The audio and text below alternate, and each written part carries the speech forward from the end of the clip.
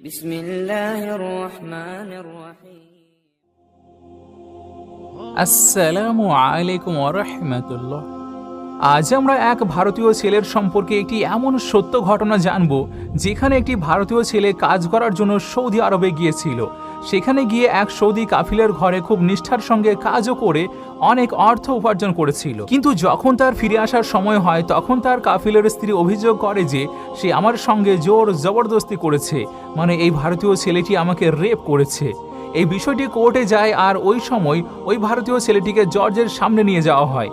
তাদের সামনে ভারতীয় ছেলেটি নিজের অপরাধ কবুলও করে নেয় আর বলে যে, জজ সাহেব, আমি এই মহিলার সঙ্গে শুধু একবার নয় বরং কয়েকবার খারাপ কাজ করেছি, কিন্তু আমি সবকিছুই এই মহিলার ইচ্ছেতে করেছি। আপনি চাইলে আমাকে ফাঁসিতে ঝুলিয়ে দিন, আমার তাতে কোনো দুঃখ হবে না।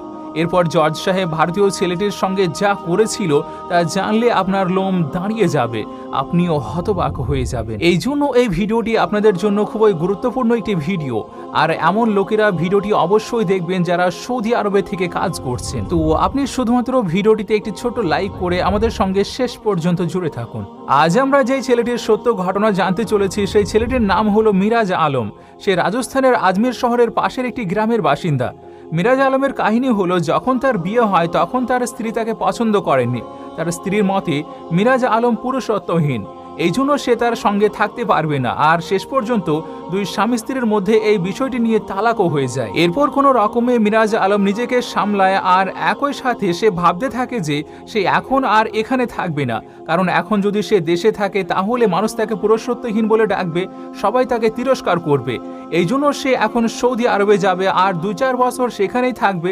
এরপর যখন এখানে সবকিছু নর্মাল হয়ে যাবে, মানুষ এই বিষয়টি ভুলে যাবে, তখন সে এখানে ফিরে আসবে। এই জন্য একদিকে মিরাজ আলম সৌদি যাওয়ার চেষ্টা করছিল আর অন্যদিকে সে একজন হাকিমের কাছে নিজের চিকিৎসাও করাচ্ছিল।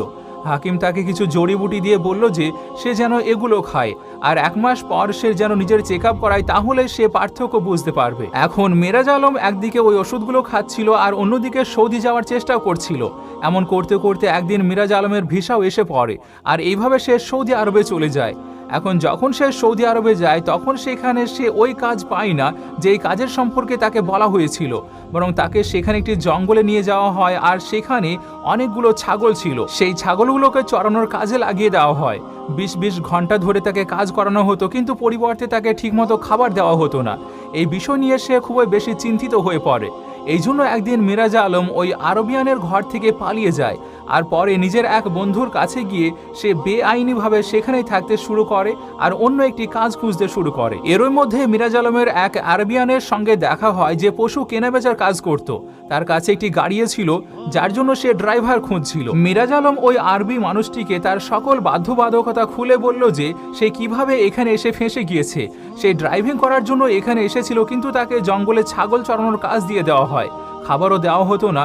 এই জন্য সে বিরক্ত হয়ে সেখান থেকে পালিয়ে এসেছে। এই কথা শুনে ওই আরবিয়ান লোক বলেন যে আমি তো একজন ড্রাইভারই খুঁজছিলাম, তুমি আমার কাছে কাজ করো, আমি তোমাকে লাইসেন্স বানিয়ে দেব আর ভালো স্যালারিও দেব, আর কাজটাও খুব একটা বেশি নয়। এই কথা শুনে মিরাজ আলম খুবই খুশি হয়ে যায় আর এরপর সে ওই আরবিয়ানের ঘরেই কাজ করতে শুরু করে। এখন মিরাজ আলম অত্যন্ত পরিশ্রম ও নিষ্ঠার সঙ্গে ওই কাফিলের কাজ করতে শুরু করে। তার কাজের পদ্ধতি দেখে সৌদিয়ান খুবই ইমপ্রেস হয়। এই জন্য সে বলে যে, বন্ধু, তুমি যদি এমনভাবে আমার সাথে কাজ করতে থাকো তাহলে আমি তোমাকে স্যালারির সঙ্গে সঙ্গে বোনাসও দেব, তবে তুমি শুধু সততার সঙ্গে কাজ করতে থাকো। এইভাবেই এই ভারতীয় ছেলেটি এই কাফিলের এখানে কাজ করতে থাকে। এখন মিরাজ আলমের ঘরে কেউই ছিল না, কারণ সে তো নিজের স্ত্রীকে তালাক দিয়ে এখানে এসেছিল আর ভারতে তার কোনো অ্যাকাউন্টও ছিল না। এই জন্য সে নিজের উপার্জন করা সমস্ত টাকাগুলো ওই সৌদিয়ানের কাছে জমা করতে শুরু করে, কারণ সে শুনেছিল যে সৌদির লোকেরা খুবই সৎ হয়। কিন্তু আপনাদেরকে বলে রাখি যে সব দেশের লোকেরাই সৎ হয় আবার অসৎ হয়। এখন মিরাজ আলম তার সকল টাকা ওই সৌদিয়ানের কাছে জমা করতে থাকে আর বলে যে যখন আমি আমার দেশে ফিরে যাব তখন আপনি আমাকে এই টাকাগুলো ফিরিয়ে দেবেন। এইভাবে ভারতীয় ছেলেটি প্রায় 5 বছর পর্যন্ত ওই সৌদিয়ানের এখানে কাজ করতে থাকে। একদিন সে নিজের কাফিলের কাছে বলে যে এখন সে নিজের দেশে যেতে চায়, এই জন্য সে যেন তার সকল টাকাকে ফিরিয়ে দেয়। এইবার একসঙ্গে এতগুলো টাকা দেখার পর সৌদিয়ানের উদ্দেশ্য খারাপ হয়ে যায়। এখন সে তার টাকা ফেরত দিতে চাইছিল না। এই জন্য সৌদিয়ান তাকে এইভাবে ঘোরাতে থাকে যে এই মাসে নয় পরের মাসে দেব, পরের মাসে নয় তার পরের মাসে দেব। এখন এদিকে ওই ভারতীয় ছেলেটি ভাবছিল যে যখন সে আবার তার গ্রামে চলে যাবে, সেখানে গিয়ে সেটেল হয়ে যাবে, মানে এখানে আর কখনোই ফিরে আসবে না, কারণ সে এখন শারীরিকভাবে পুরোপুরি ফিটও হয়ে গিয়েছিল। কিন্তু অন্যদিকে তার ওই কাফিল তাকে টাকা ফেরত দিচ্ছিল না। এভাবে করতে করতে মিরাজ আরও 6 মাস কাটিয়ে দেয়। মিরাজ বুঝতে পেরেছিল যে তার কাফিলের উদ্দেশ্য খারাপ হয়ে গিয়েছে, সে তার টাকা ফেরত দিতে চাইছে না। এই জন্য দুজনের মাঝে এই বিষয়টি নিয়ে কিছু কথা কাটাকাটিও হয়ে যায়। যাই হোক, এরপর একদিন মিরাজ আলমের কাফিল তার কাছে এসে ভালো মতো বলে যে আমি তোমার টাকা একটা ব্যবসায় লাগিয়ে দিয়েছি, এখন আমি তোমাকে ওই ব্যবসায় লাভের অংশ দেব, আর আমাকে আরও কিছু সময় দাও, আমি তোমার ওই টাকাও ফিরিয়ে দেব।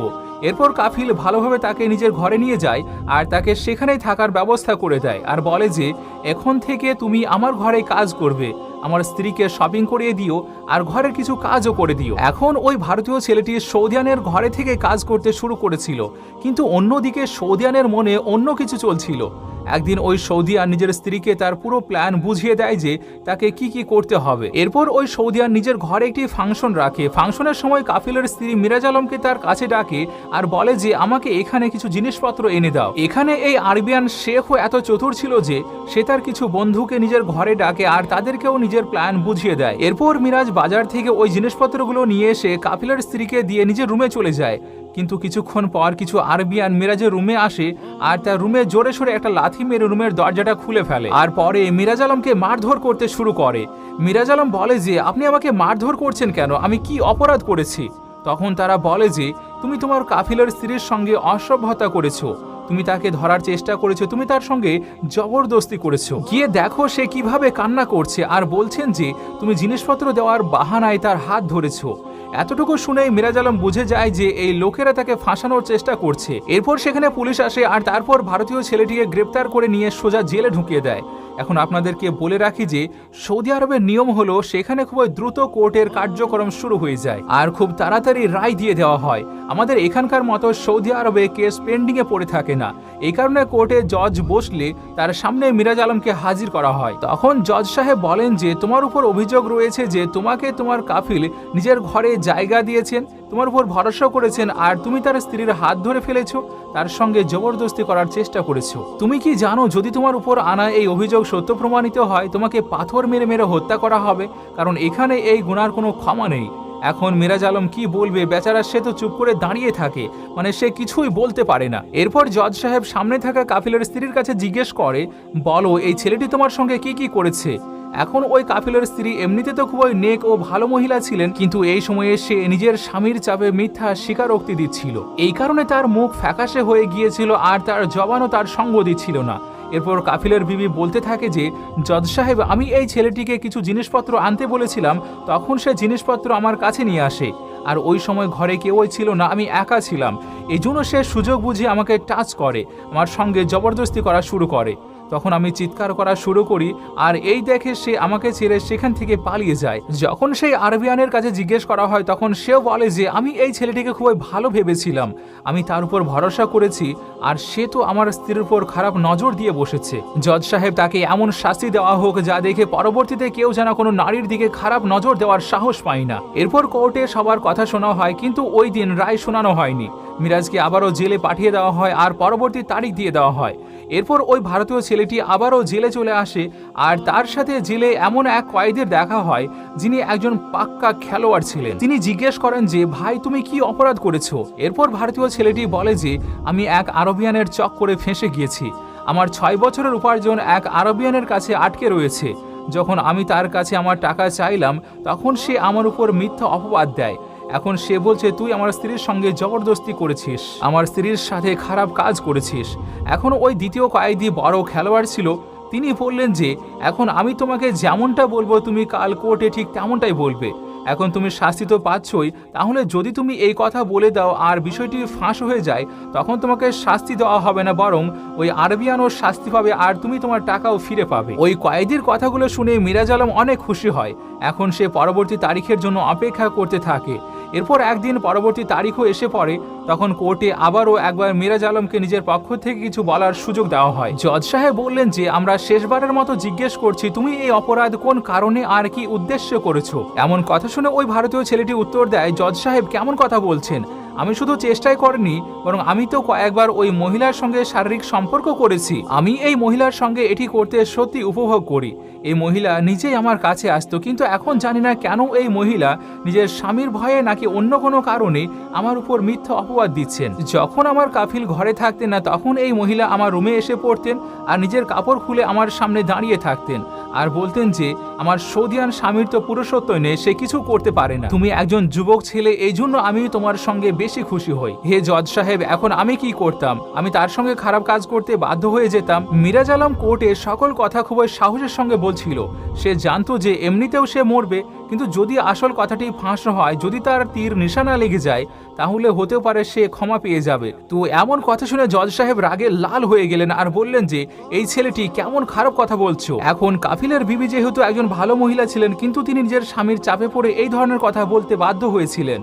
তিনি যখন মিরাজ আলমের মুখ থেকে এইসব কথা শুনলেন, তখন তিনি নিজের কানকে চেপে ধরে বললেন যে এই ছেলে, আল্লাহর ওয়াস্তে চুপ হয়ে যাও আর এমন কথা বলো না। এবার তিনি বললেন, জজ সাহেব, ছেলেটি মিথ্যা বলছে, সে কখনো আমার সঙ্গে কোনো খারাপ কাজ করেনি, আর না আমি তার সঙ্গে কোনো খারাপ কাজ করেছি। এবার ছেলেটি বলল, তাহলে সত্যি করে বলেন আসল ঘটনাটা কি? আমি কি আপনার সঙ্গে কোনো জবরদস্তি করার চেষ্টা করেছি? তখন ওই মহিলা বললেন, জজ সাহেব, এই কথাটি সত্যি নয়। আজ আমি আপনাকে পুরো সত্যিটাই বলছি। আমার স্বামী আমাকে এমন স্বীকারোক্তি দেওয়ার জন্য বাধ্য করেছে, কারণ ভারতীয় ছেলেটির অনেক টাকা আমার স্বামীর কাছে জমা আছে। এখন আমার স্বামী তার টাকা ফেরত দিতে চায় না, এই জন্য আমার স্বামী এই প্ল্যান তৈরি করেছে আর আমাকে এই মিথ্যা স্বীকারোক্তি দেওয়ার জন্য বাধ্য করেছে। জজ সাহেব এবার ওই আরবিয়ানের কাছে জিজ্ঞেস করেন, এই কথা কি সত্যি? সত্যি করে বলো, নয়তো তুমি অনেক শাস্তি পাবে। এই কথা শুনে ওই কাফিল নিজের অপরাধ স্বীকার করে নেয় আর বলে যে এই ভারতীয় ছেলেটি নির্দোষ, সে আমার স্ত্রীর সাথে কোনো খারাপ কাজ করেনি। এরপর জজ সাহেব ভারতীয় ছেলেটিকে নিজের কাছে ডাকে আর তার পিঠ চাপড়ে বলেন যে আজ তুমি নিজের বুদ্ধি দিয়ে নিজের জীবনকে বাঁচিয়ে নিয়েছো।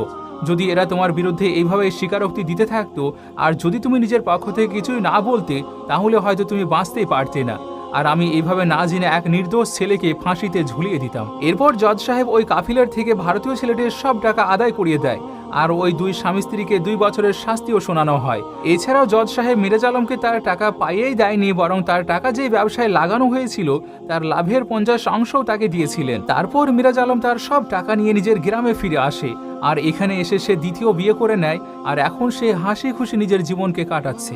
কখনো কখনো এই ধরনের ঘটনাও ঘটে, কিন্তু একটা জিনিস অবশ্যই মনে রাখবেন, সৌদি আরবের আইন আমাদের দেশের আইনের চেয়ে অনেক ভালো। এই কারণে সেখানে রেপের ঘটনা নেই বললেই চলে। ভিডিওটি যদি আপনার সামান্যতম ভালো লেগে থাকে, তাহলে ভিডিওটিতে লাইক করে আপনি আপনার সেই বন্ধুদের মাঝে অবশ্যই শেয়ার করবেন যারা বিদেশে আছেন।